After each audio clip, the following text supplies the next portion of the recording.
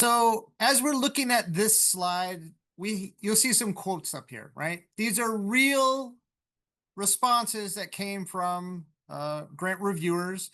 We put a little bit of anonymizing in there so you don't know who or what it came from, but we didn't make these up, right? These are real comments that came back, and we thought it was really important to share these with you, right? Nobody likes to receive the rejection letter, right? Nobody wants to be turned down. And when our faculty, when our PIs receive these kind of thanks but no thanks letters, they tend to focus on the intellectual merit. What didn't they like about my science? What did they like about my methodology? Now, to be fair, grants aren't always turned down because of the budget, right? If the sponsor really likes the idea, but they feel that the budget was too high, they're going to come back and negotiate with you and say, I know you wanted 10 million, but what can we do with 5 million, or any scale factor you're thinking along that, because they want to get to success.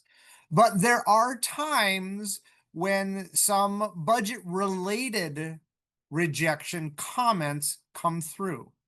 On this slide, we talk a little about budget conceptualization, and on the next slide, we'll talk about budget documentation.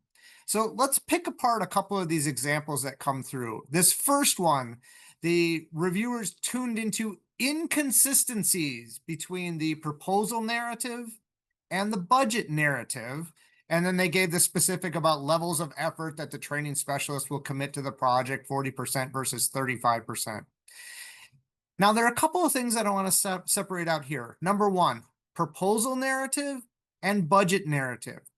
If I can oversimplify, in this world, there are words people and there are numbers people.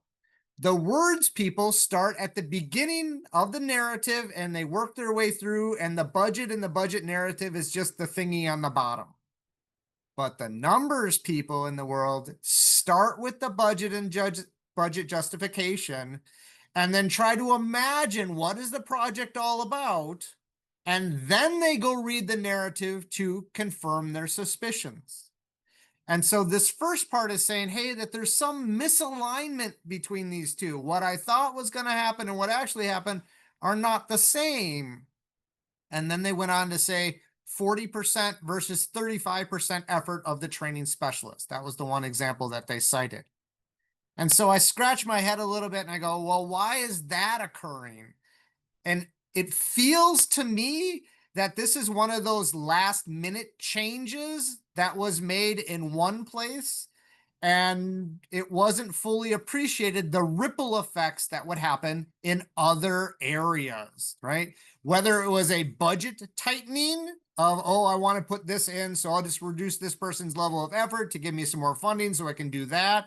Or whether there was just slippage because they thought one person is writing the narrative, one person's writing the budget narrative. They had talked about it, but then they just stapled them together or PDF'd them together and sent it out, right? So it was enough that it caused some dissonance that the reviewers went, hey, I'm not sure about this.